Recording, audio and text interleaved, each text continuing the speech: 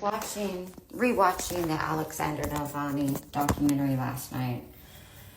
And before him and Julia got off in the airport in Moscow, actually in the airport, Alexei was saying so confidently that he had the law on his side. However, just a few mere minutes later, he was detained, and as of March 2024, we all know he was killed by Putin or one of his cronies in the Siberian jail after 3 years of torture and abuse. So, with that being said, he didn't have the law on his side, and I'm sure he was very freaking smart, so he knew that. However, my point is, if he didn't have the law on his side, and if Putin is this wonderful leader, then why, just set aside the Novichok, set aside all of that for a moment, why did Alexander Navalny pose such a threat? I mean, we've had here in the States many presidents, and we've had some great ones. We've had some not so great ones. However,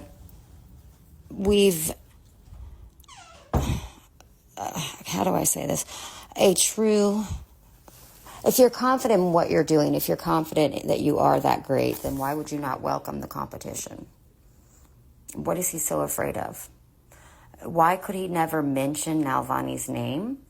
Even when he was trying to put him down, the fact that it was trumped, any of that was trumped by the mere fact that he wouldn't even refer to Navalny by his last name, as if he was doing him some sort of, he would be doing him a favor. He referred to something of that degree. I can't remember exact verbatim, but he said something that if he was to speak of him, then he would be telling him he was as good as Putin. Well, how good are you, Putin? It's been proven that you've not only had the people follow him for years, then they poisoned him with Novichok. Then, the whole world's watching. The whole world sees what a disgusting, pathetic dictator you are. And, you obviously can't be that confident in your abilities. It's all a farce. Otherwise, you wouldn't have had to kill someone who spoke about freedom. He never spoke about your character aside from the, illegal activities and the financial, laundering and such that you were doing. He never posed an actual physical threat to you or anyone else. In fact, he uplifted a nation when your nation has needed it forever. And that's without me doing any research. That is just the general stereotype. When you say neuroassociation better, when you, here in the States, when you say Russia, you think of oppressed people with an evil dictator. So keep up with your fake news, which is beyond Fox Media and all of that crap over here. Lying to your people, stealing from them. The life expectancy rate that Navalny was discussing, that's been proven. NATO's watching you, our president, Angela Merkel. Everyone's watching what a coward you are. Navalny stands for hope. I'm not going to say it in the past tense because Julia is here. And, Putin, you didn't win this one. You might have thought in the moment that it was, you weren't going to let him have it. You weren't going to let him be traded out, as I know there was a trade agreement in the works. He should have been out.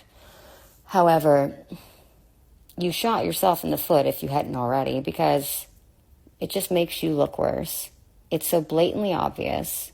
As I said before, the whole world is watching. And now, no matter what kind of spin you try to put on your stupid Russian TV shows that you have, going on with your fake agenda or whatever, you've crushed the future generation that had hope. And even the elderly Russian citizens that found hope and freedom.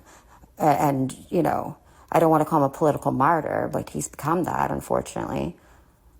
So your days are numbered, for sure. And honestly, I'm just going to give a political strategy here. This is not a threat, I will make clearly.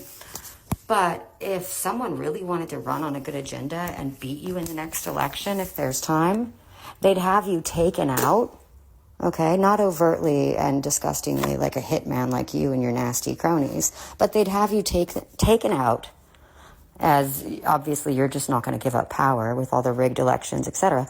And then they would call themselves the liberator, or that they've liberated Russia. That is probably the best political agenda as far as campaigning over you.